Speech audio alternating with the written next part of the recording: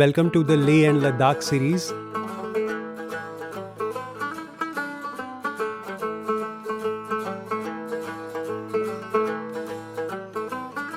And this is the episode 4 of Leh and Ladakh series. In the first episode, we covered our arrival in Leh. In the second episode, we covered how we met some crazy people who became our really good friends. In the episode 3, we went around looking for peace in the monasteries of Leh and Ladakh. And in this episode, which is the most important video of this series, we are going to talk about the local Ladakhi people. Now, before I start, I want to thank Itika. Itika is a friend who actually I met for the first time in Ladakh. She runs a very humble homestay with her brother, and I got a chance to live in her homestay and get close to a Ladakhi family, a local Ladakhi family in Shey village of Ladakh. And she also took us around in the beautiful, beautiful village of Leh, the real natural beauty of Ladakh. We were actually able to explore in Shey village. We also took some time and went into Indus Cafe of Shey village, where we looked at the beautiful sunset and we had a hot cup of tea from Indus Cafe. We actually wanted you to see very closely the lifestyle of a Ladakhi family, and the best way to do it was to hear that story from the local family itself. So, as you would know from our social media stories, that we are traveling in Leh and Ladakh, and while traveling around, we came to this homestay, which is called the Dokpa Guest House. And Dokpa Guest House is a property owned by Mr. Funsuk Tashi, and I hope I have pronounced his name right. But so we are talking to him, and today we are going to talk about the Ladakhi culture, the language, the architecture, and all the different kinds of stories that we can get to know from him. तो लद्दाख एक Ladakh means जो है जो लद्दाख जो है ला means पास दाख means honour तो इसलिए लद्दाख जो बोलते हैं उसको लादाख यानी ऑनर पास ऑफ ऑनर तो इसको बोलते हैं लद्दाख। ओके, तो जब कारगिल वॉर हुआ था उसका कुछ मेमोरीज है आपका कारगिल वॉर के टाइम का? हाँ, करगिल वॉर में रिसेंटली हम वहाँ गया था। करगिल में जब हम करगिल वॉर हुआ था, सारा लद्दाखी वॉलंटियर वहाँ करगिल गया। सब हमने लद्दाखी जो रोटी बना के जो लद्दाखी जो कुलचा होते हैं वो बना के सत्तू लेके ठहरा सब वो वॉलंटियर वहाँ के फौजी को जहाँ जहाँ रोटी कमी हो, जहाँ सत्तू की ज़रूरत है तो सब लोग गया था। हम वहाँ चार पाँच दिन हमने सारा फौजी का सामान लेके हम उनसे पहाड़ पर भी गया था। सारा लोग लद्दाखी सारा लोग चला गया। वॉलंटियर किया था पूरे लद्दाख ने वॉलंटियर में। ओके, तो आपके गार्डन में कौन कौन सा फ्लावर्स है, कौन कौन सा वेजिटेबल्स है और कौन कौन से तरह के ट्रीज हैं? तो अभी आपने देखा होगा गार्डन में, मेरे गार्डन में है यहाँ पे आलू जो है, इसी तरह फूल गोभी है, बंद गोभी है, गाजर है, या फिर साग है, टमाटर जो हम यूज़ के लिए होता है, जो ऑनियन है, ऑनियन। हाँ, तो ये हम यूज़ के जो है वो सब हम लगाते हैं। लेकिन ये जो सब्जी जो है हम बाजार से नहीं लेते हैं। हम अपने यहाँ पे सफिशिएंट होते, जो भी गेस्ट आते हैं हम यहाँ पे फ्रेश जो है यहाँ से सब्जी काट के यहाँ, क्योंकि ये ऑर्गेनिक है, ये पूरा प्योर ऑर्गेनिक है। आपने देखा भी होगा कि हमने जो यूरिया जो है वो हम नहीं डालते हैं, ये नेचुरली ये ऑर्गेनिक है। और ये जो ट्रीज लगे हैं चारों ओर गार्डन के, वो कौन से ट्रीज है? ये ट्रीज जो है एक पॉपुलर है, दूसरा होता है विल्लो। तो विल्लो ट्री होता है, ये दोनों जो है हमारा लद्दाख में बहुत यूजफुल है। यूजफुल इसलिए है क्योंकि पॉपुलर और विल्लो ये दोनों के बिना हमारा लद्दाख में घर नहीं बन सकता है।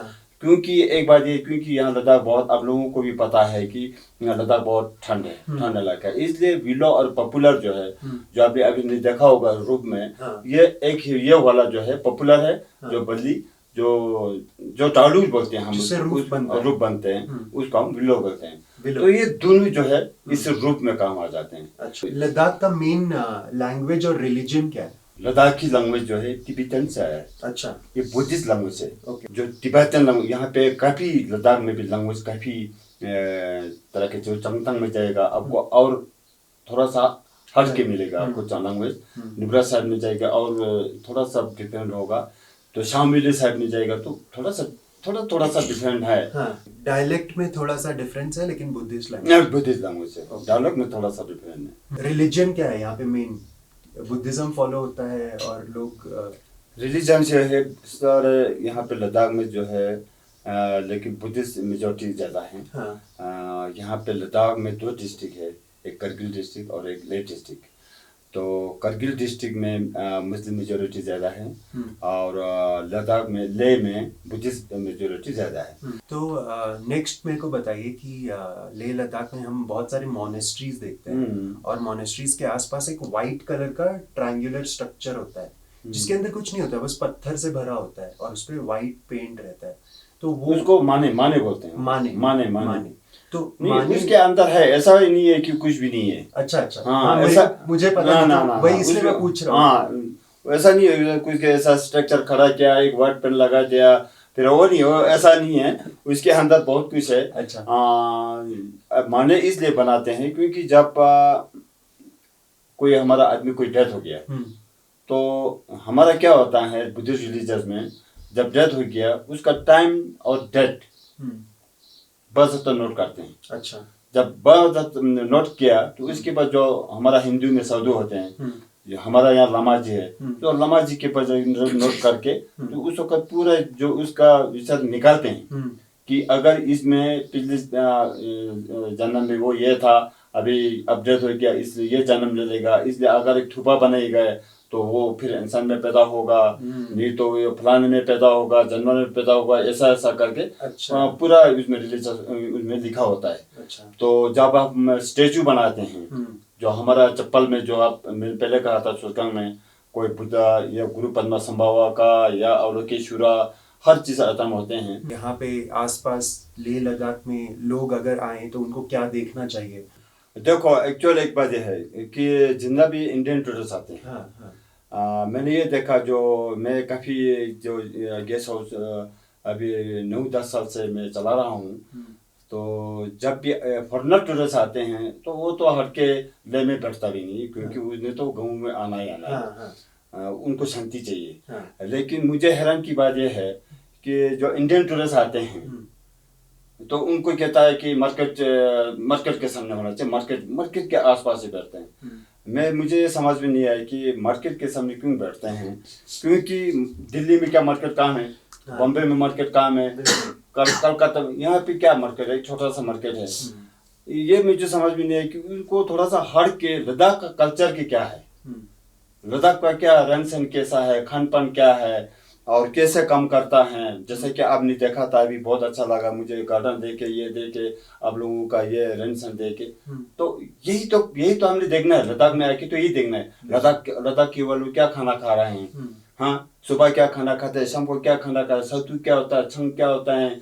हम जो मोस्टली जो है हम गुटी पीते हैं, चाय पीते हैं। जैसे कि सर्दियों में तो हम पूरा थर्मोस, बड़ा थर्मोस भर के पी लेते हैं क्योंकि ये नेचुरली है।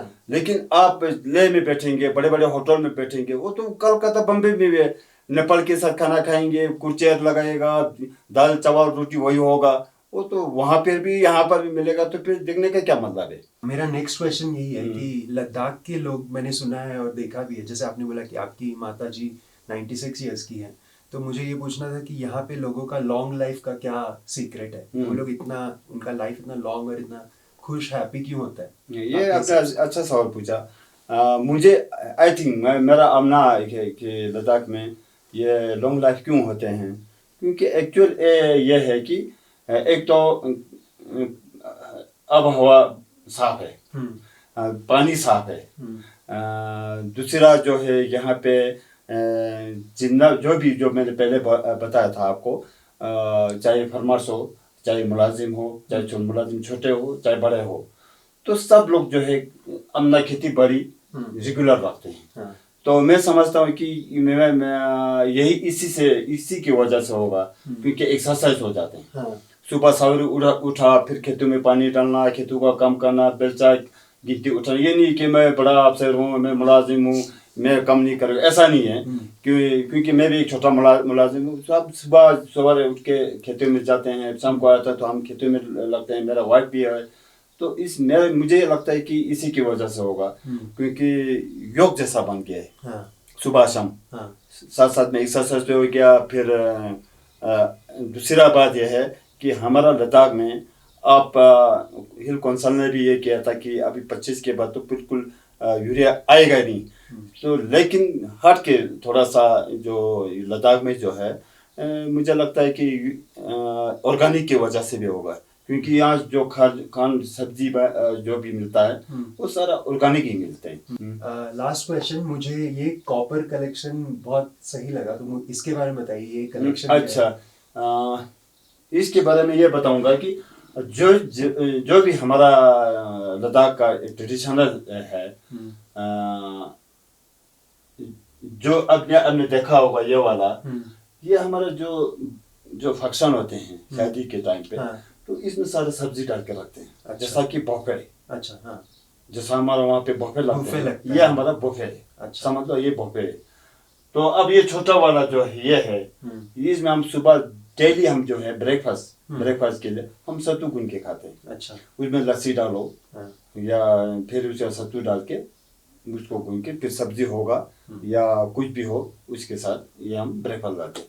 सही है। तो इसी तरह ये वाला जो है ये टी पॉट है, जहाँ पे लद्दाखी नमकीन टी बना के फिर इसमें डाल के, उस वक्त तो अभी तो थर्मोस आ गया, पहले तो थर्मोस था ही नहीं। हाँ। तो उस वक्त नीचे जो है एक पॉट जैसा होते हैं, उसमें आग डाल के फिर उसके ऊपर ये डालते हैं ताकि चाय गर्म रहे, चाय गर्म रहे। तो इसलिए इसमें बटर टी सर्व करते हैं। Butter tea. Now you've seen how simple Ladakhi people are, right? They grow their own food and in the evening they cook that food with the family, they eat, and that's the kind of lifestyle they live. Apart from that, this uncle was so welcoming. He actually welcomed me in his kitchen and he offered me some chang. Chang is actually local Ladakhi beer. मैंने बोला ठीक है, मैं बोतल लेके आता हूँ। मैंने ये बोतल लाया और अंकल ने पूरा नहीं भरा, इतने दूर तक भरा छांग, और तो अब मैं छांग पी रहा हूँ। और फिर मैं खुशी खुशी गया और शुभम को बोलता हूँ, अरे अंकल ने मुझे छांग दिया। छांग, इसको लगा छांग मतलब मार दिया। क्यों छांगा अंकल ने? मैं बोला छांग मतलब local beer. Let me take another sip and जज how good it taste from my expressions. Very good, extremely good. But one important issue that I want to talk about as we record this video, Ladakhi people are struggling. They have these demands from the government and the government is actually not listening to them. We actually visited the Rancho school, which is based on Sonam Wangchuk school, where he actually teaches for free to a lot of underprivileged kids of Ladakh.